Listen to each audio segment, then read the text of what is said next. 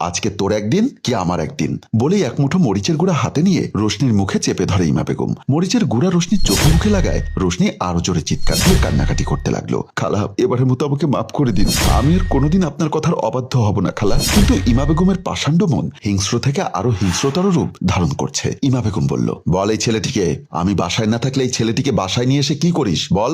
বিশ্বাস করুন খালা, আমি ছেলেটাকে চিনি না। এমন সময় ইমা বেগমের হাতের পাশে থাকা জগ থেকে এক গ্লাস পানি নিয়ে রোশনির মুখে ছুঁড়ে মারল। 16 বছরের মেয়ে রোশনি আর সহ্য করতে না পেরে জ্ঞান হারিয়ে মাটিতে পড়ে গেল। এভাবে একরকম কোনো ধরনের অনুশোচনাবোধ না করে রোশনিকে এভাবেই রান্নাঘরে ফেলে চলে যায় তার রুমের দিকে। রোশনির বাবা মমিন খান গ্রামের একজন সহজ সরল মানুষ। অভাবের সংসার ঠিকঠাক মতো চালাতে পারে না বলে বাসাবাড়ির কাজ করে কিছু টাকা পয়সা জোগাড় করার জন্য ইমা বেগম কর্কশ ভাষায় বলল, দেখেন ভাই, আমি আপনার মেয়েকে আমার বাসায় রাখতে পারবো না। আমি আপনাকে খবর দিয়ে এনেছি আপনার মেয়েকে আপনার হাতে বুঝিয়ে দেবার জন্য। মমিন খান কাঁদো কাঁদো গলায় বলল, দেখেন আপা, আমি আমার মেয়েকে ভালোভাবে বুঝিয়ে দেব, আর কখনো এরকম কোনো কাজ করবে না। দয়া করে এবারের মতো ক্ষমা করে দিন। ইমা বেগম পরক্ষণে মনে মনে ভাবলো, রোশনি মেয়েটা যেরকমই হোক বাসার কাজ কিন্তু মন দিয়ে করে। সচরাচর গরিব ঘরের মেয়েরা একটু অপরিষ্কার হয়, কিন্তু সেক্ষেত্রে রোশনি সম্পূর্ণ ভিন্ন। সে খুবই পরিষ্কার পরিচ্ছন্ন থাকে এবং বাসার কাজগুলো সব পরিষ্কার পরিচ্ছন্ন ভাবে করে। ঠিক আছে ভাই সাহেব, আপনি যখন বলছেন তখন আমি আপনার মেয়েকে আর একটা সুযোগ দিতে পারি, কিন্তু এরপর যদি এরকম কোনো কিছু করে তাহলে কিন্তু আমি সরাসরি পুলিশে দিয়ে দিব।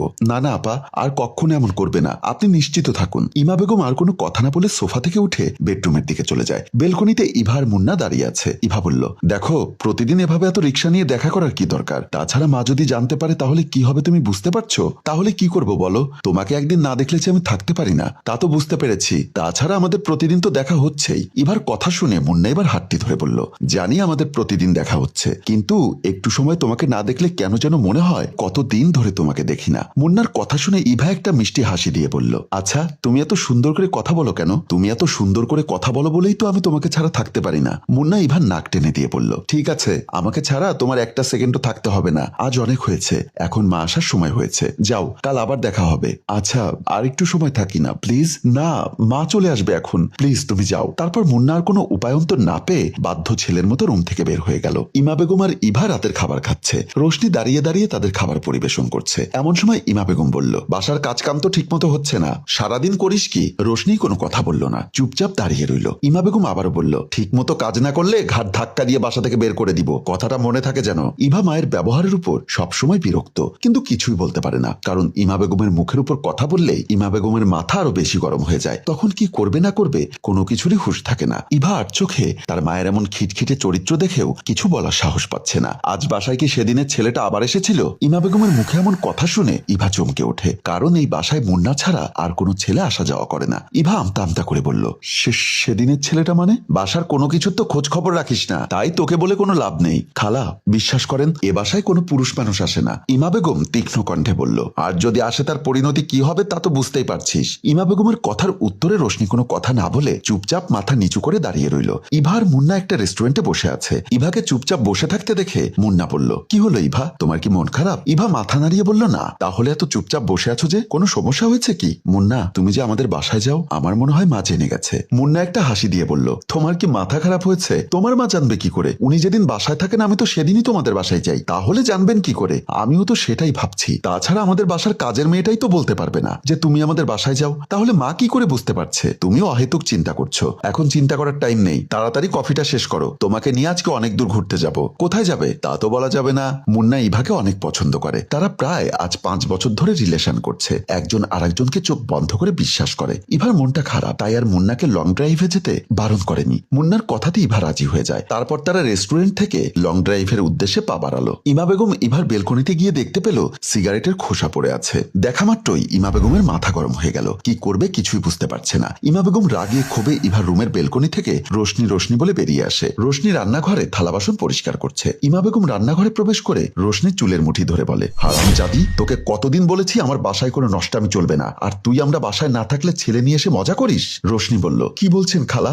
আপনি শুধু শুধু কেন আমাকে মিথ্যা অপবাদ দিচ্ছেন? ইমা বেগম রোশনির গালে ঠাস ঠাস করে আরো দুটো চল লাগিয়ে বলল, আমি তোকে মিথ্যা অপবাদ দিচ্ছি? এই, আমাদের বাসায় কি কেউ সিগারেট খায়? রোশনি মাথা নাড়িয়ে না করলো। ইমা বেগম উত্তেজিত হয়ে বলল, তাহলে ইভার বেলকনিতে সিগারেট আসলো কি করে? খালা, আমি কি করে বলবো সেখানে সিগারেট আসলো কিভাবে? দাঁড়া, আমি তোর বাবাকে এক্ষুনি খবর দিচ্ছি। এরকম নষ্টা মেয়ে আমি আমার বাসায় রাখতে পারবো না। বলে ইমা বেগম রান্নাঘর থেকে বেরিয়ে যায়। রোশনি দাঁড়িয়ে দাঁড়িয়ে কান্না করতে থাকে আর মনে মনে ভাবতে থাকে কি হচ্ছে তার তার সাথে সব সে কিছুই বুঝতে পারছে না। মোমিন খান ও ইমা বেগম ড্রয়িং রুমে বসে আছে। রোশনি মাথা নিচু করে দাঁড়িয়ে কান্না করছে। ইমা বেগম বলল, দেখুন ভাই সাহেব, আপনারা গরিব মানুষ বলে আপনার মেয়েকে আমার বাসায় কাজ দিয়েছি, কিন্তু আপনার মেয়ে তলে তলে যে এত কিছু করবে তা তো ভাবতে পারিনি। কি বলছেন আপা? আমার মেয়ে কি করলো আবার? আপনার মেয়ে আমরা বাসায় কেউ না থাকলে বাসায় ছেলে নিয়ে এসে মौज মাস্তি করে। মোমিন খান মাথা নিচু করে বলল, দেখুন আপা, আমার মনে হয় আপনারা কোনো ভুল করছেন, কারণ আমরা গরিব হতে পারি কিন্তু আমার মেয়ের চরিত্র খারাপ না। জানতাম আপনারা সেটাই বলবেন, কিন্তু এ বাসাতে তো কোনো পুরুষ থাকে না, তাহলে সিগারেটের খোসা আমার বাসায় আসে কি করে? দেখুন আপা,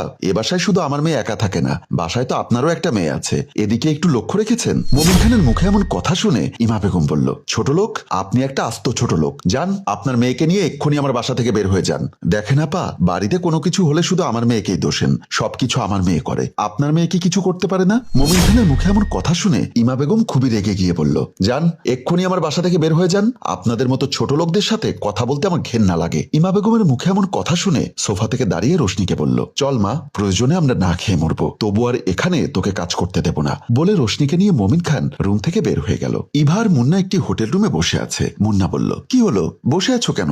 মুন্নার কথার অর্থ বুঝতে না পেরে বলল, তো কি করব? মুন্না এবার কানে কানে আস্তে করে বলল, হলো। মুন্নার মুখে এমন কথা শুনে ইভা চমকে উঠে বলল, কি বলছো এসব? মুন্না ন্যাকামো করে বলল, চলো না, এখানে তো কেউ নেই, তুমি আর আমি। না মুন্না, তুমি যা চাচ্ছ তা আমি করতে পারবো না। এতটা বছর যখন অপেক্ষা করেছো, আর কয়েকটা বছর না হয় অপেক্ষা করো। ইভার কথা শুনে মুন্নার মনটা খারাপ হয়ে যায়। মুন্না এবার কপালে একটা চুমু দিয়ে বলল, প্লিজ ইভা, চলেই যখন এসেছি একটু না হয় করে ফেলি, আর বাকি সবটা বিয়ের পর করব। ইভা মুন্নার হাত থেকে নিজেকে ছাড়িয়ে নিয়ে বলল, না মুন্না, প্লিজ আর কটা দিন ধৈর্য ধরো। মুন্না ইভার কোনো কথা না শুনে ইভাকে স্পর্শকাতর জায়গায় হাত দিতে লাগলো। শক্তিতে না পেরে আত্মসমর্পণ করতে বাধ্য হলো। কলিং বেলের শব্দ শুনে দরজা খুলে দিল ইমা বেগম। ইমা বেগম দরজা খুলতেই রুমে প্রবেশ করলো পুলিশ অফিসার বাবু। পুলিশ অফিসার বাবুকে দেখে ইমা বেগম ভয় পেয়ে যায়। ইমা বেগম ক্ষীণ কণ্ঠে বলল, স্যার আপনারা? পুলিশ অফিসার বাবু পকেট থেকে ফোন বের করে একটা ছবি দেখিয়ে বলল, ম্যাম দেখুন তো উনাকে চিনতে পারেন কিনা। পুলিশ অফিসারের ফোনে ইভার ছবি দেখে ইমা বেগম চমকে ওঠে। ইমা বেগম উত্তেজিত হয়ে বলল, হ্যাঁ স্যার, ও আমার মেয়ে ইভা।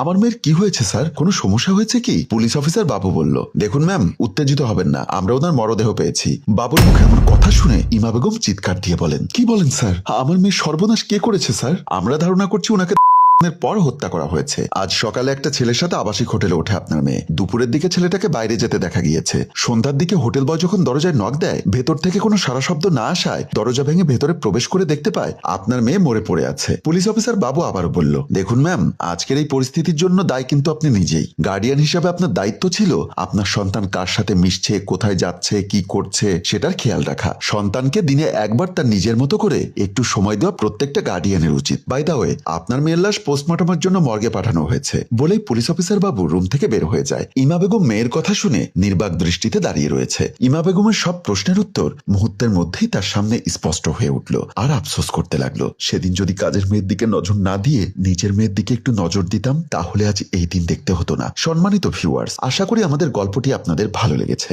যদি আমাদের গল্পটি ভালো লেগে থাকে তাহলে লাইক, কমেন্ট এবং শেয়ার করে আমাদের পাশেই থাকুন।